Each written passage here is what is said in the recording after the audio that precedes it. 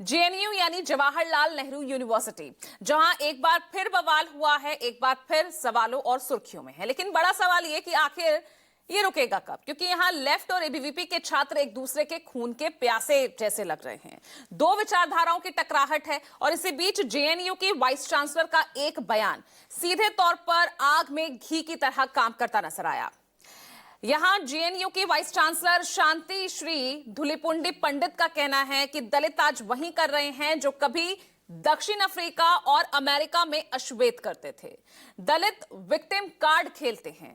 दलितों को victim card के नशे का ड्रग दे दिया गया है।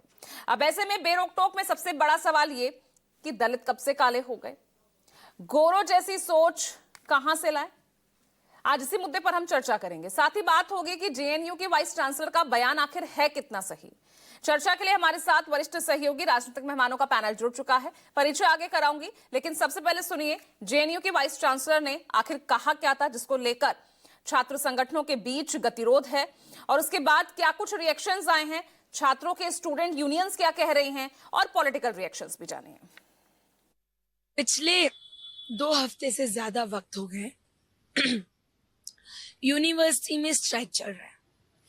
यहाँ पे जीबीएम की प्रक्रिया होती है, जनरल बॉडी मीटिंग हर स्कूल में होता है, वहां से पूरा वाद विवाद होता है कि क्या डिसीजंस लेने। कोई भी डिसीजन सबकी सहमति से होता है।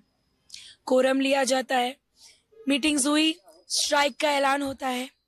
उसी बीच में हम एनकैंपमेंट करके हम डेरा डाल के वहां बैठे भी हैं।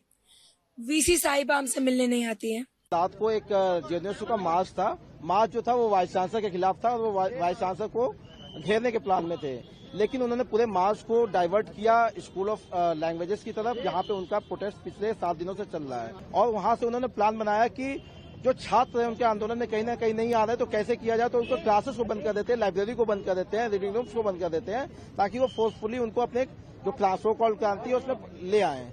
जो छात्र नहीं आते हैं तो ये लोग कल रात को वहां जाते हैं, उससे लॉक लगाना शुरू करते हैं। जैसे लॉक लगाना शुरू करते हैं तो कुछ छात्र तो डर के वहां चले जाते हैं। जो छात्र नहीं डरते हैं वो उसका विरोध करते हैं। विरोध करने के बाद ये लोग, उनके जो कैडर्स होते हैं, वो वहां के कुछ छात्रों को मारते हैं। वो हमसे संपर्क करते हैं, जब हम बातचीत करने जाते हैं तो हम पे वो उग्र हो जाते हैं, हम पे ही अटैक करना शुरू कर देते हैं। लेफ्ट और एबीवीपी की बात नहीं है, वहां जिस तरीके से नफरत की राजनीति करने की कोशिश हो रही है, क्योंकि जवाहरलाल नेहरू यूनिवर्सिटी अपने आप में एक देश के अंदर सेक्युलर आइडियोलॉजी के लिए एक सेंटर मानी जाती है, और वहां नफरत की आग बोई जा रही है।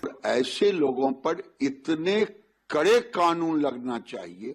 जेएनयू आज क्या हो गया है, जब समझिए राहुल गांधी के टुकड़े टुकड़े गैंग है। आज राहुल गांधी के साथ अर्बन नक्सल, और अर्बन नक्सल का नर्सरी बन गया है जेएनयू। और छात्रों को चिन्हित करके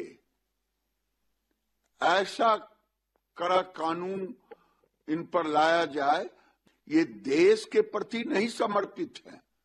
ये लेफ्ट ऑर्गेनाइजेशन वहां देश के विरोधियों को पैदा करता है। देखिए, अब ये कानून व्यवस्था का सवाल है, और जो भी आवश्यक कदम है वो दिल्ली पुलिस उठा रही है।